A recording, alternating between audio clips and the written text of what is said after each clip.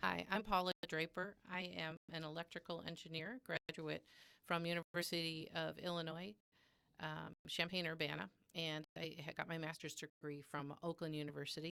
I'm also a graduate at the Chrysler Institute of Engineering. So, with that all being said, how did I go from engineering into an appreciation for architects? Well, um, in, when I was a younger person in my teens, I had an opportunity to go out to Newport, Rhode Island, and see the breakers designed by Richard Morris Hunt, and I was hooked. So, having moved here from Chicago originally, and having moved here to Michigan and discovering the Grosse Pointes, you can't help but have an appreciation for the architecture in our area. So, as I became a realtor, I've been studying the architecture um, surrounding our area, as well as all the people who put it together. And I currently live in a home by Hugh T. Keys, which was the first lecture series that I did. So this is my second one.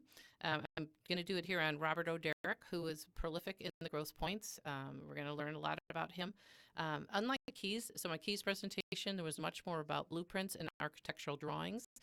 This one, I wasn't able to find the blueprints on many of his homes, so it's going to be really more about Robert O. Derrick, the person, as well as just a showcase of all the homes that he's designed, primarily in the Grosse Pointes, since that's where I have most of the information. But he also did a lot of public works as well, so we're going to show some of those. So starting off, who was Robert O. Derrick? So he was an architect at the end of the Gilded Age in America. So born in 1890s, where the Gilded Age was pretty much wrapping up, but there was a lot of basically the heirs of those of the Gilded Age were now the ones who were building homes. So he was originally from Buffalo, New York. He had two sisters who both stayed on the East Coast. One was in Massachusetts and one stayed in New York. He was educated at Columbia and Yale Universities, and we're going to see Yale come up a lot in this presentation as that's where he seemed to get many of his ties moving forward. So Robert O. Derrick married Clara Duffield Hodges in 1917. And that was a significant day because we're going to see how a lot of the people, again, from his Yale background, were brought into the scene and how he used that to become a connector. But first, let's just talk about his family. So Clara was the daughter of Frederick Hodges and Elizabeth Hodges. She had one sister, Elizabeth Bonbright, who we're going to learn more about because they did an awful lot of things together. In their 1917 wedding party, they had 11 ushers and 3 attendants, so it was a rather large event, and it did occur here in Michigan. They had 3 children, Jean Derrick Skay and Elizabeth Glenroy McDonald and Robert O. Derrick Jr. So Jean married Edward Eskin Skay Jr., and they had 5 children. The Skay family was one of the oldest and established families in the Detroit area. Mr. Skay graduated in 1931 from University of Michigan in engineering, and he expanded his family's holdings in the industrial area, so they were a well-to-do family. The second daughter, Elizabeth Hodges Derrick, married Glenroy McDonald of St. Louis, and they had 3 children, and she spent most of her married life in St. Louis. Robert O. Derrick Jr. married Louise Wilson of Illinois, and they had 2 children, and we're going to learn more about him in later slides. So Robert O. Derrick started out in New York. He went to university in Connecticut, gets married in Michigan, and now he goes back to New York for work. So he works for Murphy and Dana firm, which was established between 1906 and 1921. So let's learn a little bit about the people who established his original firm he worked for. So Henry Killiam Murphy was a Yale grad, and he actually was from New Haven, Connecticut. Richard Henry Dana III was a 6th-generation Harvard grad, but he was a Yale instructor, which is how Derrick met him and learned about the firm. Mr. Dana was also the grandson of Henry Wadsworth Longfellow. Dana left the firm in 1921, and this is about the time that Derrick and his family moved to Michigan. So why did he move to Michigan? Well, we're not really sure, but after World War I, it's likely he did so to start his own firm and to get closer with his wife's family because they were all in the Grosse Pointes. He started Derrick and Gamber, but also worked on his own as an independent contractor. So he started Derrick and Gamber with Branson Gamber, who's shown here on the right, and he is the University of Pennsylvania and Drexel Institute architecture grad. So I like to say, as all this research that was done, that Robert O'Derrick was really a connector. And we see this first coming out in his wedding. So I found this information on a Detroit Free Press article that listed all of the attendees. And then as you start digging deeper, you can find out all this information. And it's absolutely fascinating because you can see where he not only got connected, but perhaps got some inspiration for some of his home designs from these people who he knew and was close with. So let's go through his list of attendants to get an appreciation for that. So the first is Mr. Archer Harmon, who was a Yale grad in 1913. He was a teacher at the St. Paul School in Concord, New Hampshire, and he was the Skull and Cross Society in Yale. Next, we have Vanderbilt Webb, who was the great-grandson of Cornelius Vanderbilt. He worked as an attorney with the Rockefeller Unit and with other groups. His wife was Aileen Osborne Webb, who was a huge art advocate and founded the School of American Craftsmen, or the SAC, in 1944, which is now part of the Rochester Institute of Technology, or RIT. He lived at 684 Fifth Avenue in New York City, New York, in this beautiful estate mansion that was built. So again, these are some of the people and the things he got to see while he was in college and the people he was hanging out with. So of the 4 children that Vanderbilt Webb had with his wife, one of them was named Derrick, the same spelling as Robert O'Derrick's last name, so likely named after him. Next, we have S. Merrill Clements, who lived and was raised at 986 Delaware in Buffalo. He was a Yale grad. He was Skull and Key Society, and he married Robert O'Derrick's sister. So again, you can see he was raised basically in an estate. You see a lot of this old English, old-style architecture from the Gilded Age having influences on his later works. So this is very interesting. At the time of the original presentation back in November, the Grosse Pointe Theater was doing the musical Anything Goes by Cole Porter. Now, Cole Porter was like an Andrew Lloyd Webber of his day, and he was also an attendant in the wedding. So he was a Yale grad and president of the Yale Glee Club. He was in school again about the same time as Robert O'Derrick was. He was a Skull and Key Society member. He was raised at Westlake Farms in Peru, Indiana, and we'll see this style architecture, this colonial, showing up in some of the future works of Derrick in the Grosse Pointes. Next, we have Leonard C. Hanna Jr., who was an attendant again in their wedding party. He was of Cleveland and was a Yale grad. In 1924, he built the Leonard C. Hanna estate of Kirtland Hills, as it's known as right now.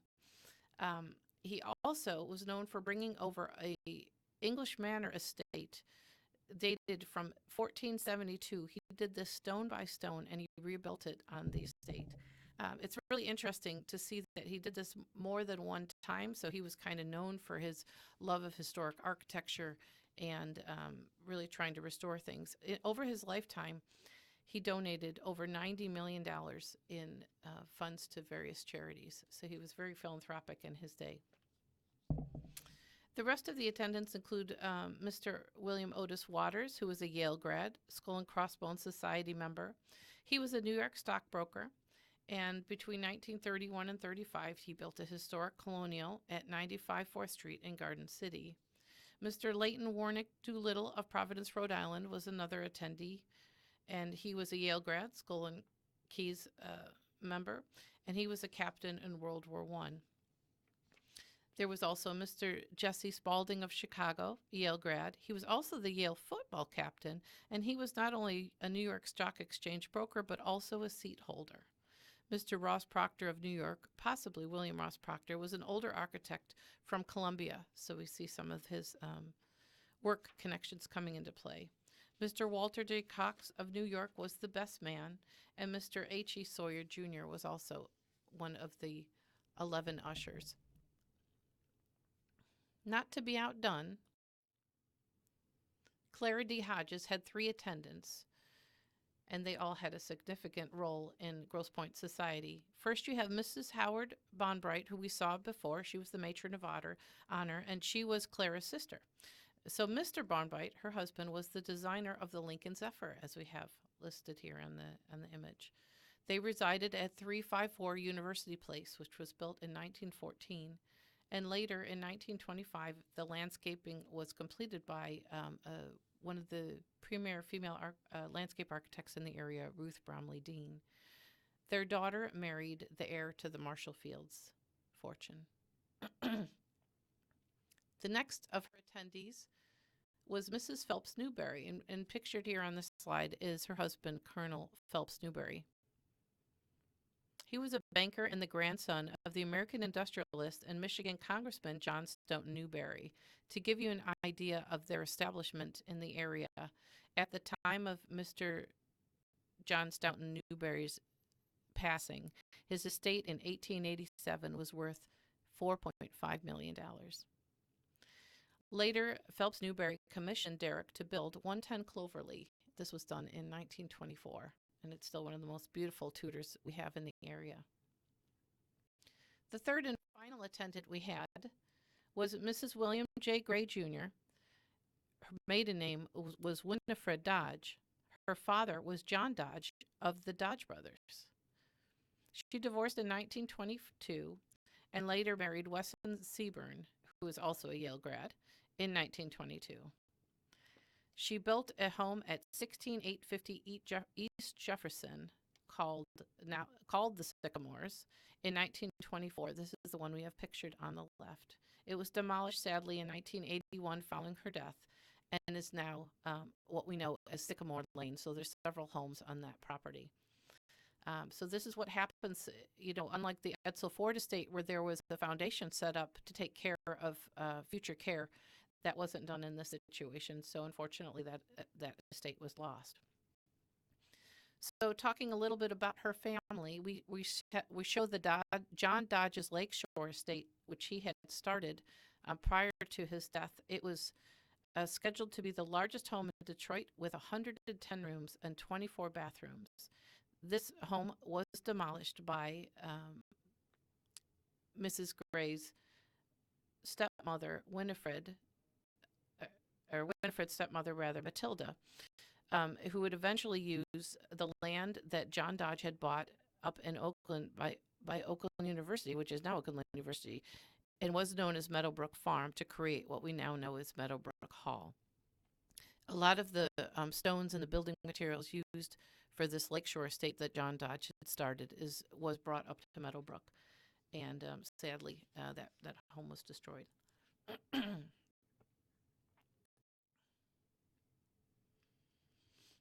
So continuing on as the connector, we think about the next thing that happened in the career with Robert O. Derrick, which really seemed to get him established in the Grosse Pointe area, was a chance encounter with the Henry Fords. But was it really a chance encounter? He seemed to be connected to people. He seemed to know where people were and were going to parties and dinners, as we read from past newspaper articles. So in 1928, he went on a cruise to Europe with his wife on the RMS Majestic. He happened to be on the same cruise as Henry and Clara Ford, as well as Edsel and Eleanor Ford, and they just happened to have dinner together. At this chance encounter, they worked and discussed the design of what is now the Henry Ford Museum. So this building was designed to resemble the Federal Building in Philadelphia, Pennsylvania. So we're not going to talk as much about that because you can find some excellent information on the Henry Ford website for that structure and its design.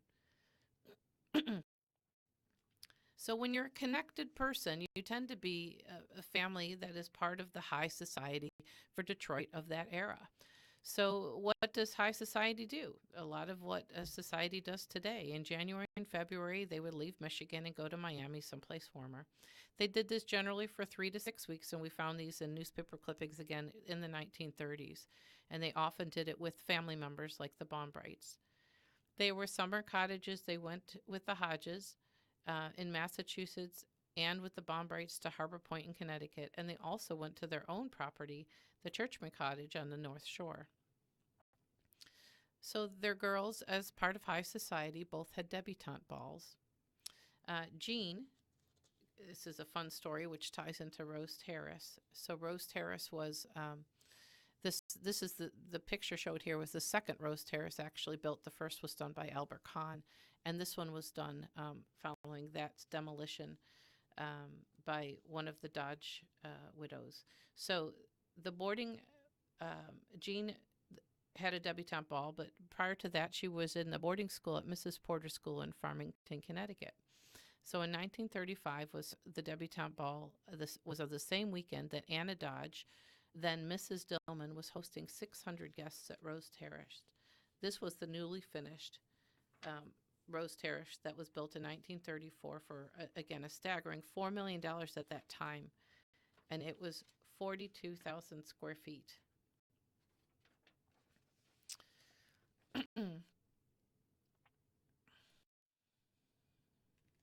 So looking at his connection to the war, we have his other son and daughter. We don't see evidence of Jean being involved with war efforts, but we do see that his daughter, Elizabeth Hodges Derrick, and Robert O. Derrick Jr. were both involved in war efforts. So Elizabeth went to Country Day School and Chatham Hall boarding school, as well as Sorbonne University in Paris, and she was a member of the Tau Beta and the Junior League, and she was also an American Red Cross volunteer. She was known as Buffy, and when she was in the American Red Cross, she did that in Guam. Robert O. Derrick's son, Robert O. Derrick Jr., went to a boarding school at St. Paul School in Concord, New Hampshire. One of the ushers, Mr. Archer Harmon, was the head there. In 1945, he was part of the U.S. Army Corps. Following the war, he got his degree in engineering from Yale. He eventually went to Chicago to work on diesel locomotives, where he met his wife, and they were married for some 58 years. Eventually, he moved to Virginia and then ended up settling in Gloucester, Massachusetts. During World War II, the Derricks were involved with the war. So we see that not just with Robert O. Derrick Jr., but we see his father as well was involved in the war. In 1942, he was part of the Defense Architects and Engineers. There were 5 architects and 3 engineers. Derrick and Gamper were 2 of the architects, 2 of the 5. And they worked on defense plants and defense housing with a budget of $250 million worth of work that they did. So his son was in the Army again. He was an engineer and Army pilot and eventually worked for the CIA. So Mr. Derrick is responsible for many of the beautiful, quote, common buildings we have found throughout the Grosse Pointes.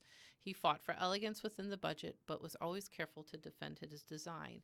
And it's interesting to see how they were referred to as common buildings when we see how elegant and beautiful they are today and have stood this test of time. But he did fight for budgets. We see this throughout numerous newspaper articles that budgets kept getting cut on schools and public buildings, and he was always careful to defend the design, but managed to finish projects within budget. So he was very creative. So to give an illustration, he did so many things within the Grosse Pointes. He did a lot up in Birmingham, but most of my information is in the Grosse Pointes, and that's where I could find most of my detailed information, as he was a resident in Grosse Pointe. So I created this map to just illustrate. There were 16 public facilities that he did throughout the area and 36 private estates. And this just kind of is an overall grouping of the Grosse Pointe area. If you see a long line there, that's usually a large estate that has since been demolished and is now a street of homes. If it's just a dot, it's that home may or may not exist, but it'll be discussed on future slides. But if you wanted to do a tour, this is a tour of many of the Grosse Pointe properties that Robert O. Derrick completed. So let's start looking at his public buildings. So one of the first ones he did in the area, the public building, was the Grosse Pointe Club. This is also known as the Little Club, and this is located at 6 Berkshire in Grosse Pointe Farms. The Little Club was established in 1923 in what was known as Dayton Cottage. The bylaws envisioned just 150 voting members and 100 non-voting members. It was built, the clubhouse, in 1925, the new one. This is the one Derrick did. It was with a budget of $225,000. It is an American colonial design reminiscent of 18th century America. Derrick served as a club member for several years in the 1930s. You can see that just a few changes have been added since the time of Derrick's design, including a extensive bar on the lower level that feeds right out onto the water. It's also important to note that this is the 100th year this year of the Little Club. They're celebrating 100 years. Next, for the public buildings, he did in 1927 the Hannon Memorial YMCA. This is a very familiar building on Jefferson, and sadly, though, it at the time of the presentation, had just been scheduled to be demolished, and I believe now, recording this in January, it already has been demolished. In 1928, Derrick did some work for the at that time was Detroit University, which is now the University Liggett. There was 18 acres planned to have 14 classrooms for 200 boys up to age 20. $400,000 were raised by the Edsel Ford's fundraising committee to support the build of this new structure in 1928. In 1929, Derrick designed the Punch and Judy building, the Punch and Judy Theater, and all of the surrounding buildings.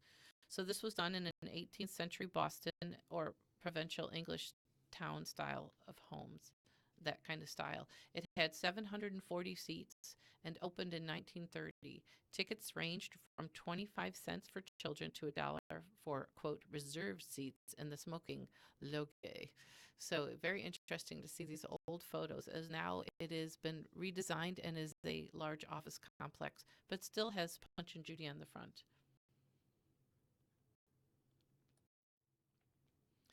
In 1929, we see the fruition of the Henry Ford Museum, designed to be similar to Philadelphia's Independence Hall. You can really see the parallels here when you have them on the same photo. And again, my goal for this presentation was not to repeat information that you can readily find elsewhere. So you can research all the details about the Henry Ford, including some of the blueprints and layouts, on their website. In 1930, Derrick was involved in the design of the Edsel Ford Playhouse. This was commissioned by Derrick and Corrado Perducci. Interesting that you see, if you look here on this relief here on the gable, that was Corrado Perducci's design. And we do see that same style showing up in several Grosse Pointe homes who have not officially been labeled as Perducci, but very likely were his. And we'll see that in 110 Cloverly in a future drawing. So the Edsel Ford Playhouse was a 2/3 scale Tudor house built for Josephine Ford as a gift for her 7th birthday from her grandmother, Clara Ford. So Perducci did the architectural reliefs on the gables, as was mentioned just previously. In 1930, he also did the Pere Gabriel Richard Elementary School, or we just know it as Richard Elementary School today. This was built on 3.5 acres. It had 10 classrooms, 10 special units, and could house up to 685 students. The estimated cost was $360,000. Derrick was continuously challenged to reduce cost and compromise design on this structure, and he stood his ground and found a way to make it work. And I'll have to say, it is an absolutely beautiful structure, which could easily serve as something besides a school. And it is right in the center of Grosse Pointe Farm, right on the edge of Grosse Pointe Farms, near Grosse Pointe City, but really a center point of our community. In 1930, he created the Grosse Pointe Farms water filtration plant and pumping station. He did this for a budget of $260,000. This is a neo-Georgian exterior per the landmark marker. It was built to service Grosse Pointe Farms, Grosse Pointe, and Grosse Pointe Shores. We also have this image here of a 1930 Jennings Memorial Hospital that he did. In 1933, he worked on the old post office and courthouse, now known as the Detroit Federal Building and the U.S. Courthouse. He had a $5 million budget, which included a whopping $1 million courtroom. So the architectural sculptures from Corrado Parducci are part of this design. So one quick question: what do the courthouse and Meadowbrook have in common? And we see here that this is the actual suspended relief of the Sir Christopher Wren suspended ceiling at Meadowbrook that we show, and that was done by Corrado Perducci, who we've heard mentioned previously for working on the Ford Playhouse. He also worked on the $1 million courtroom. So his involvement was he created eight-foot by 40-foot panels, each mold weighing 70 tons, and that's how he put together this courtroom. He actually had them carved off site and brought in. So this federal building was commissioned and helped him through the Depression era. And honestly, we are so fortunate because it kept Perducci in Detroit in a time when work was really starting to slow up. The 30s, the end of the 20s and early 30s, a lot of work had dried up and we were starting to lose architects and designers. And so they all worked together to try and create work for each other, to keep each other in the area. The picture on the right was built in 1936. This is Grace United Church, now known as Atwater Brewery in Grosse Pointe Park. It was built for a budget of $75,000 on land bought 11 years prior to that for a mere $25,000. Continuing on with public buildings, we have the Fifth Church of Christ Scientist, now known as Unity Institute for Holistic Living in Palmer Park. This was built on the site of Walnut Lane and Senator Thomas Palmer's mansion. The triple-arched New England colonial church is something that honestly is reminiscent of designs we see from Wallace Frost designs later on. So this is kind of something unique of his style at this time in public buildings. In 1939, he built the River Terrace Apartments for $1.2 million in Detroit.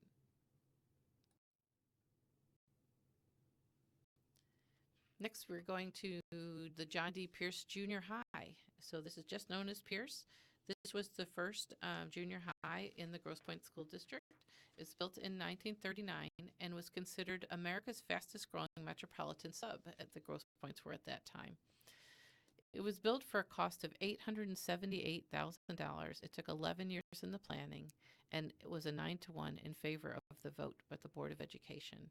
Interesting, at this time, Charles A. Parcells was president of the Board of Education at the groundbreaking of this first junior high in the school district. We have a proposal that he designed in 1948, not pictured here. We don't have a photo for this. A proposal for the Grosse Pointe War Memorial Library. It never was built, but it was a Georgian structure, and it would have commemorated those lost in World War II. The current site is where the Central Library is today.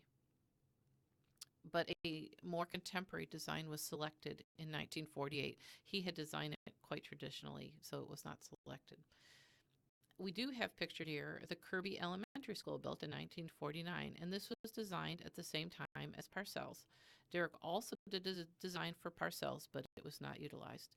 This was designed and built for a budget of $325,000. It had 16 classrooms and would end up hosting up to 500 pupils. We're starting to see a much more contemporary design here versus the traditional ones, just looking from 1939 at Pierce to Kirby Elementary. Okay, now we're going to get into the private estates. So this is what everybody really enjoys seeing. So looking at the estates, we're going to go as quickly as we can through these. We've got 1921 was Dr. Walter R. Parker's house. This is located at 1 Woodland Place. Mr. Parker was the chairman of the Department of University of Michigan's ophthalmology from 1904 to 1932. This home has over 9,000 square feet and is the largest house on this block. It also has a separate carriage house that goes along with it. Next to it, built in 1922, is 111 Cloverly. This is an English tutor. We don't know who the original owner was of this. It is over 6,000 square feet with 4 bedrooms and 2 maids' bedrooms. Next, we get into 1923, Clara and Virginia Hodges. They were sisters, and they were aunts of Mrs. Clara Derrick. So Clara Hodges was his wife. So these were his aunts who built this home in 1923. It was built at 27 Beverly and Grosse Pointe Farms. They were the daughters of Henry Clay Hodges of the Hodge Brothers real estate developers, as we learned about earlier. This is an arts and crafts inspired design with just over 5,600 square feet. 3 bedrooms, 3 maids' bedrooms on the third floor are included as well. So we don't have a good picture of this one from Dr. Frederick Kindner in 1923, but this is at 214 Provençal. Originally, it was 2 buildings. Now it is 3.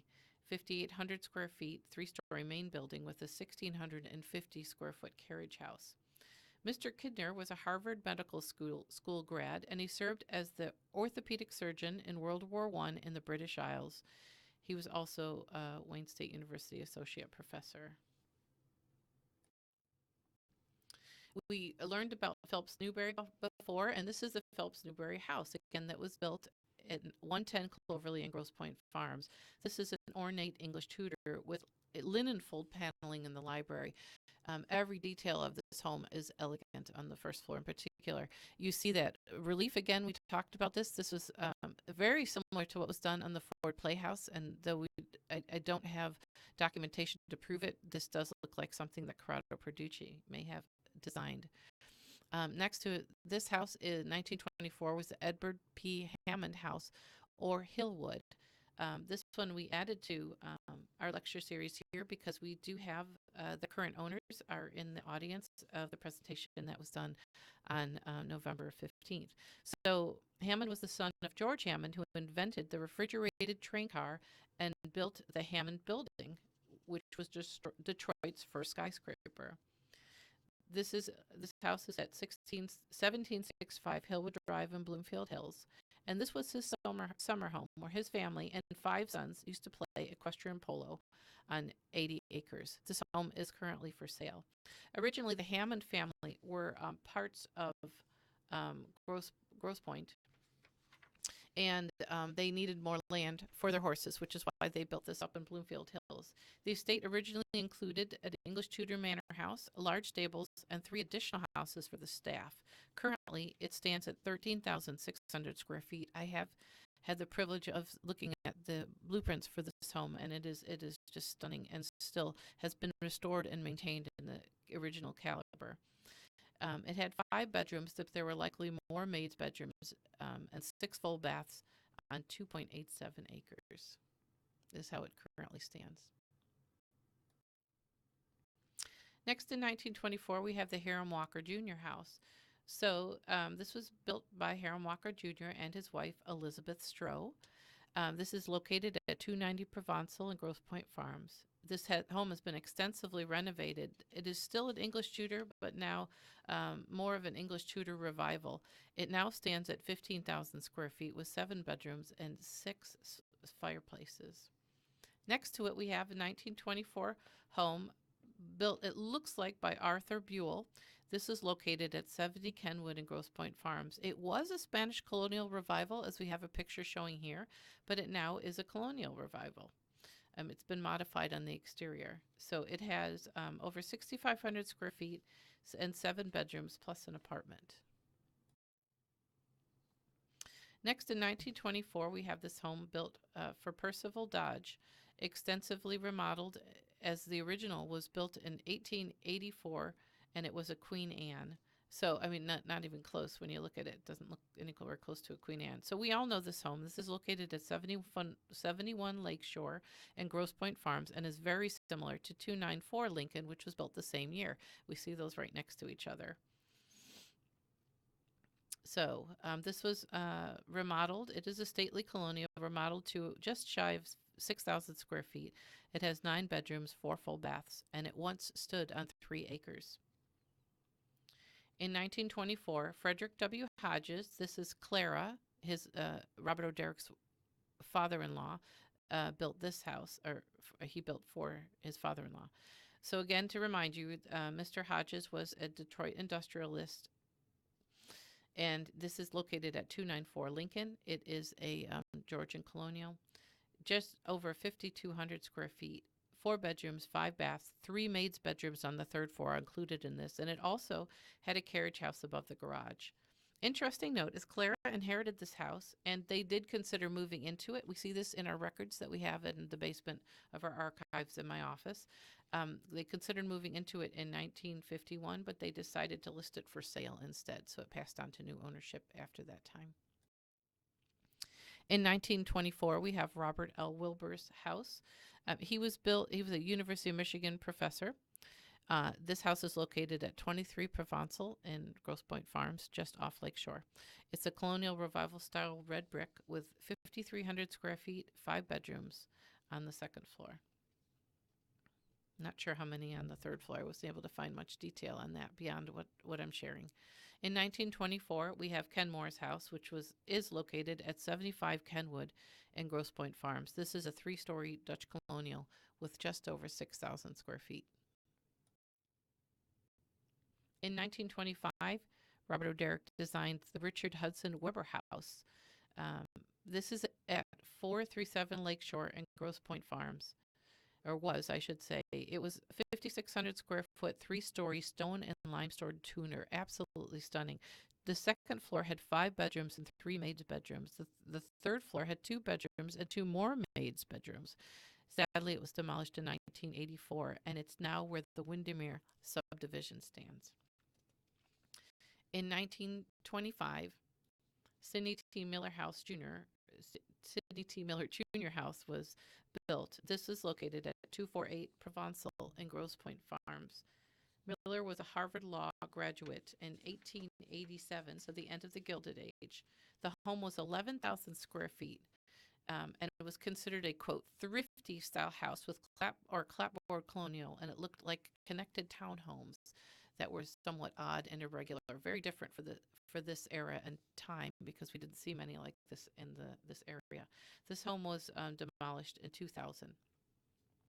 In 1925, continuing on, we have the Robert Henkel House. So this was built and is still located at 714 Grand Marais. This is a Mediterranean-style home and still is today. The original Derrick design was much smaller, about half the size of the current home. It was originally estimated to be about 4,500 square feet and included a 2-story music room and an organ chamber. Now it's over 12,000 square feet. Next to this, we see, built in 1925, the Harry Seymour Figstad House. This is located at 6 Woodland Place, and this is the house right across the street from where I live, so I'm very familiar with this one. Derrick's original plans were labeled as Figstad Apartments, so it's interesting when you look at the design, you can kind of see how they could have been apartments, just one after another after another, but it doesn't look like that was ever made, and the interior doesn't reflect an apartment kind of layout. So it's just over 4,800 square feet. There's 4 bedrooms and 2 maids' bedrooms. This is an excellent example of a French country estate, and it would fit beautifully in any French countryside.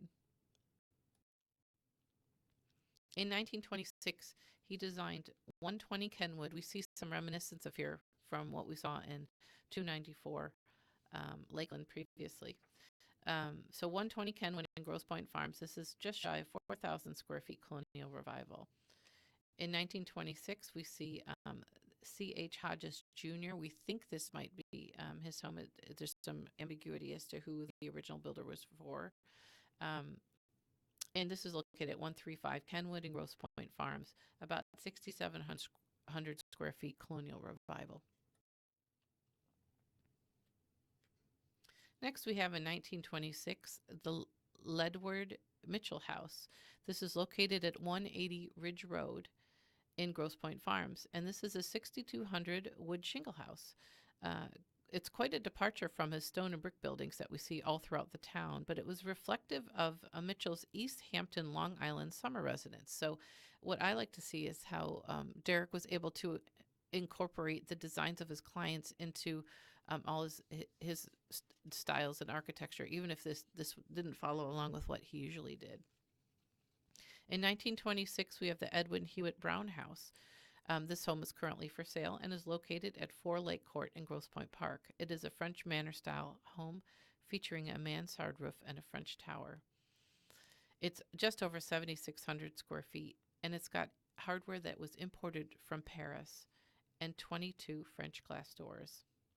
Mrs. Brown was a 1928 decorator of the Little Club that we learned about, or the Grosse Pointe Club, one of Derrick's earlier designs.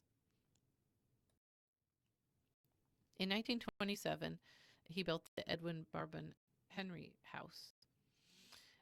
It was also his wife, Barbara Wick of Cleveland. This is located at 23 Beverly in Grosse Pointe Farms. This is a neo-Georgian style, 5,800 square feet, 4 bedrooms, 2 maids' bedrooms, and a 4-car garage. This was actually leased to Mr. Edward Skay in 1939, who was Jean's husband. Jean being Robert Derrick's daughter. In 1927, we have the Sydney R. Small House was designed at 204 Provençal and Grosse Pointe Farms, and this is an English country estate house. Originally 10,000 square feet on 3.2 acres and expanded to over 13,000 square feet in 1959. It had 5 bedrooms, 4 maids' rooms, 3-car carriage garage and house with 2 additional maids' rooms in the apartment above. This was a substantial dwelling. Next, we see one home which many of us have seen and have admired throughout the years. This is located in Windmill Point. This is known as the Belmore or John Bell Moran's house, located at 15420 Windmill Point Drive. This is over 12,000 square feet, one of his largest dwellings he designed. This is a 3-story brick English Tudor. It's got 33 rooms, 16 bathrooms, and a 6-car garage. Moran and Murphy family coat of arms were inserted in the stairwell windows. It's modeled after the Compton Wynyates estate in England, which is the same estate that Meadowbrook Hall was modeled after. And you can see, a little bit of similarities there with Meadowbrook Hall's front, if you can picture what that is like. In the 1920s, the family had 4 children. So just a family with 4 children. They employed a butler, a chauffeur, a governess, a cook, 3 maids, 2 laundresses, and a gardener. Substantial. Next to that we have, we're not sure the year of it, but it was the Dr. Frederick T. Murphy house known as the Hedges. And this property was located at 17620 East Jefferson in Grosse Pointe. This was a traditional English-style home inside and out. They added a 2nd-story baronial library to the west end of the house. You can see it here in this image. It was destroyed by fire in 1960 and is now the location of the street we know as Cameron Place. In 1928, we have the George Hammond House, whose family fortune was made from refrigerated rail cars. This is located at 168 Vendome and Grosse Pointe Farms, and this is a Georgian colonial, again reminiscent of those other ones we saw earlier, the Georgian colonials. It's about 5,500 square feet, has 7 bedrooms and over 4 baths. It just closed prior to my last presentation on 11/13, and it has new owners today. This last property here on this page is built in 1928. We saw this property, we called it the Emery Ford House during the Keys presentation because it was built by Derrick in 1928 for Frank Woodman Eddy and then renovated in 1940 for Emery Ford. This home I know quite well, again, because I live on Woodland Place, and this is my neighbor's home located at 2 Woodland Place. This is a federal architectural style currently on just shy of 2 acres. It's 8,000 square feet with 4 bedrooms on the 2nd floor and 4 bedrooms for maids on the 3rd floor. The house has a widow's walk on the roof, which many don't know about, and both early owners made their living in the chemical business, which I found interesting.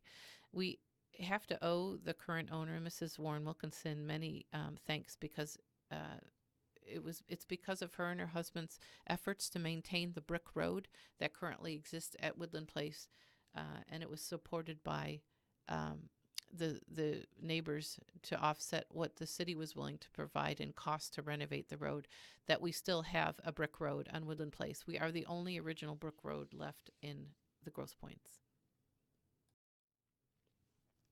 This is a new slide that wasn't presented at the original presentation back in November, and this information was given to me by the current owner. So we are looking at 76 Cloverly, which previously had been notated on a photograph provided by the current owner as 110 Cloverly, but this is certainly 76 Cloverly. This is a 5,800 square foot, 5 bedroom, 4 bath, 3 half bath home, and this is a beautiful example of an English Tudor. Originally, it was L-shaped. Now, after an extension was put on, it is a U-shaped design. So this was built for Harold Lee Wadsworth. Mr. Wadsworth was a Yale grad. No surprise, again, because Derrick did a lot with other Yale grads. The current owners do have the original plots and the original landscape plan, which they shared with me, and it was just absolutely beautiful. So this is an interesting note, and we learned this, that the Cloverly, I found this out when I was doing research for Wallace Frost for the presentation I did earlier this month. Cloverly may have been called Cloverdale earlier on, and it's interesting how the current owners of this 76 Cloverly had heard somewhere that there may have been another name that was used for Cloverly, and I believe that may have been Cloverdale. So also provided by those owners was the house they used to live in, which is also a Derrick home. So this is located at 97 Terrain, built in 1929 for Howard Bennett. This is a stately Georgian colonial with 5,200 square feet, 5 bedrooms, 4 full baths, 1 half bath, and 5 fireplaces. Mr. Bennett was a Cornell graduate and a stockbroker. Sadly, they were living in this home, and it was built right around the time, barely the paint was dry, as the articles have said, when the stock market crashed. They were able to creatively hold on to the home by renting it out starting in 1932, but eventually lost it to the bank in 1940. Carrying on, we have 1928, the Herbert Lord House. This was known as the Three Willows. This is located at 235 Terrain in Grosse Pointe Farms and is an English manor style, 7,100 square feet and 7 bedrooms with a beautiful greenhouse. Next, we have 1929 build, unknown who it was built for, but this is located at 70 Vendome, and this is the Georgian, 7,500 square feet, 6 bedrooms, 7 bath with a 4-car garage. All of these homes quite large by today's standard. Now we're going to see the home that was featured at the front of the presentation. So this was built for Frederick Caldwell Walker in 1931. This is located at 211 Vendome and Grosse Pointe Farms. This is a Georgian brick and limestone home, one of the largest, if not the largest, homes that he built. This home has several sculptured limestone features on the exterior and several carving features on the interior. It is over 18,000 square feet and sits on 2.5 acres with 6 bedrooms and 9 maids' bedrooms. Still one of the most magnificent homes in Grosse Pointe Farms. Next to it stands what used to be one of the loveliest homes, but sadly was demolished in 1966. And this is the Standis Backus House, which was located at 725 Lakeshore. This was a stone English Tudor home. It was part of a 12-acre estate filled with beautifully sculpted gardens and walking paths. It had 40 rooms and an 8-car garage and a walk-in vault.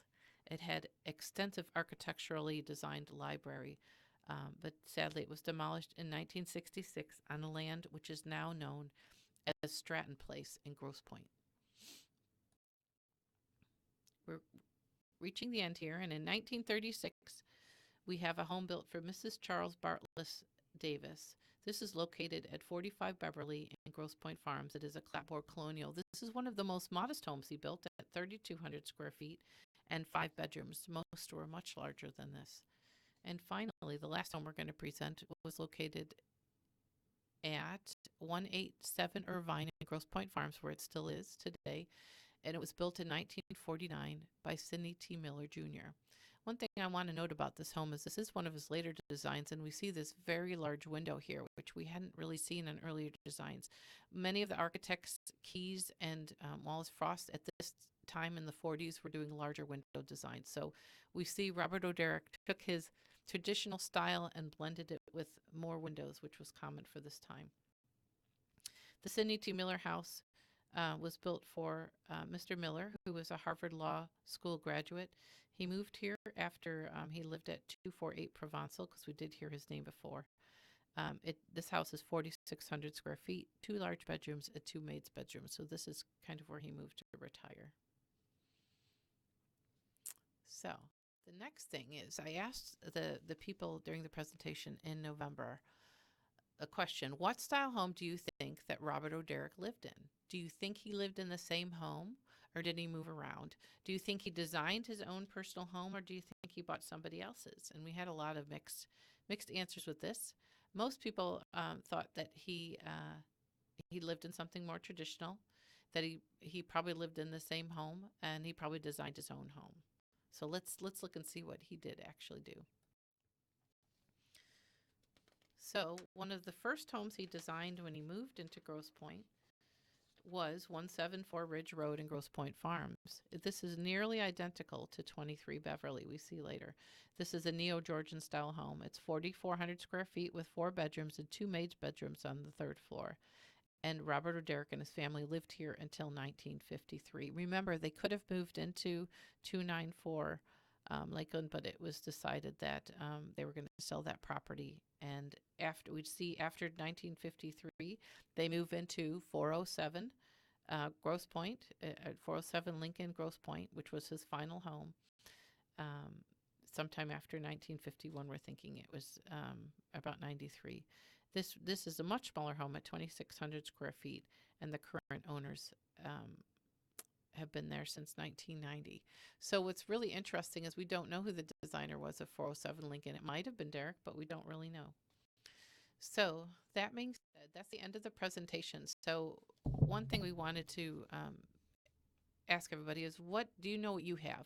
Before you do any major renovation on any home, especially in the Grosse Pointes, and we've also seen this up in the Birmingham areas where you have some prestigious architects that design these homes, check with your local society, your local historic society, or if you're here in the Grosse Pointes, come see one of us at Higbee Maximagny. We do have 90 years of archives in the basement of our office, which is where I got a lot of this information on. Back in the day, it used to be the realtors would dictate or document who the sellers were, who the neighbors were, and timing and dates of renovations and architects. So we have a lot of information on homes, and we're more than willing to research anything for you if we have the information. We'd love to share it with you. So let's wrap it up. Homes are more than just location, size, and number of bedrooms and bathrooms. Robert O. Derrick and other premier architects of his time truly bring this to light in the Grosse Pointes. So we hope this gives you an appreciation for the type of homes we have in our area and what we've come to know and love in this area, and why we all moved here. So thank you for being a part of this lecture series. I look forward to giving some more in the future. Thank you.